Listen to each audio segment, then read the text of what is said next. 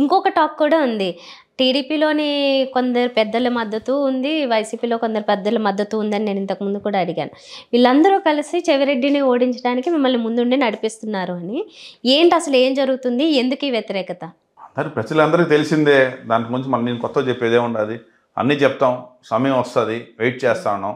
ఒకసారి నాకు అనౌన్స్ అయిన తర్వాత అప్పుడు చంద్రగిరిలో రాజకీయం ఎలా ఉండబోతుంది, ఎలక్షన్ ఎలా జరుగుతుంది, పోల్ మీద మీరు ఎలా చేస్తారు డాలర్స్ దివాకర్ అనేసి అని మీరందరూ వేచి చూస్తానండి.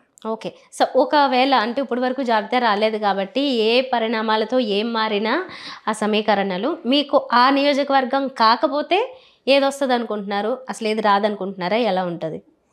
నేను కంటెస్ట్ చేస్తే ఓన్లీ చంద్రగిరిలోనే చేస్తాను.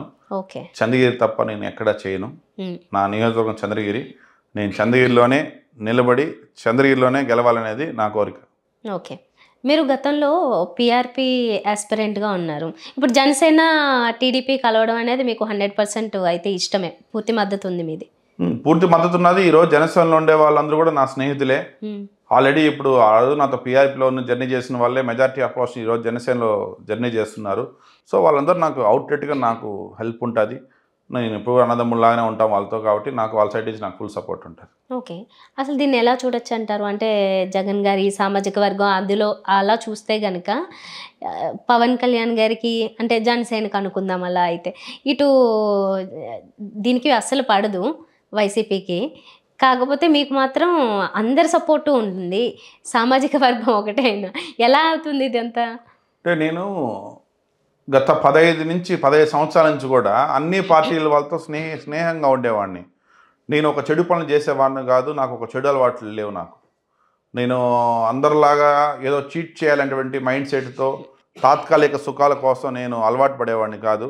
ఎప్పుడు కూడా చెయ్యి చాపేవాడిని కాదు. ఒక 10 మందికి మనం సహాయం చేయాలంటే ఒక సిద్ధాంతంతో ఉండేవాడిని తప్పితే నేను ఒక దగ్గర ఏదో తీసుకోవాలనేటువంటి ఉద్దేశంతో ఉండేవాడిని కాదు.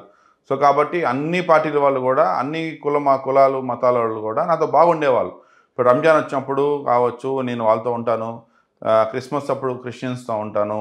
మా వాళ్ళు ప్రతి ఊర్లో ఏ జాతర ఏది మంచి చెడు జరిగినా కూడా అన్ని గ్రామాలు నేను వెళ్ళి వాళ్ళతో నేను ఆడతా హ్యాపీగా ఉంటాను. కాబట్టి నాకు అందరితో నేను బాగుంటాను.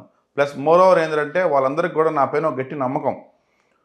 దివాకర్ రెడ్డి ఈరోజు ఏ పవర్ లేకుండానే ఇంతమందికి ఇన్ని రకాలుగా సహాయం చేస్తున్నాడు. అట్లాంటిది ఒకసారి దివాకర్ రెడ్డికి ఒకసారి పవర్ వస్తే అసలు నియోజకవర్గం ఎలా ఉంటుంది, జిల్లా ఎలా ఉండబోతుంది అనేసి వాళ్ళకందరికీ నా పైన గట్టి నమ్మకం ఉంది. కాబట్టి ఇతనైతేనే కరెక్ట్ అయిన పర్సన్ చంద్రగిరిలో కంటెస్ట్ చేసేదానికి. ఇతను తప్ప ఇంకెవరు కంటెస్ట్ చేసి గెలవలేడు ఇక్కడ. సో జాలస్ దివాకర్ అయితేనే గెలవగలుగుతాడు అనేసి ప్రజలందరికీ నమ్మకము. సో అందువల్ల వాళ్ళు నన్ను సెలెక్ట్ చేసుకొని ఈ టర్మ్కి ప్రతి ఒక్కరు కూడా నాకు సపోర్ట్ చేసి నన్ను గెలిపిస్తారు.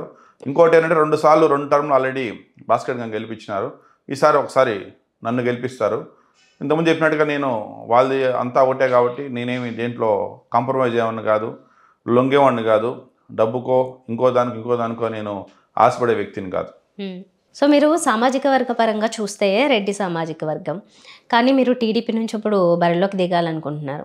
అసలు ఒకటే సామాజిక వర్గమైన ఈ చెవిరెడ్డి గారితో లేకపోతే వైసీపీలో మీరు చేరకుండా ఈ వైరుధ్యాలు అయ్యి ఎక్కడ మొదలయ్యాయి?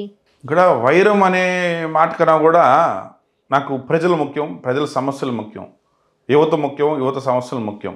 ఎందుకంటే ఇప్పుడు రేపు భారతదేశం డెవలప్ అవ్వాలంటే భారతదేశంలో యువత చాలా చాలా ఇంపార్టెంట్.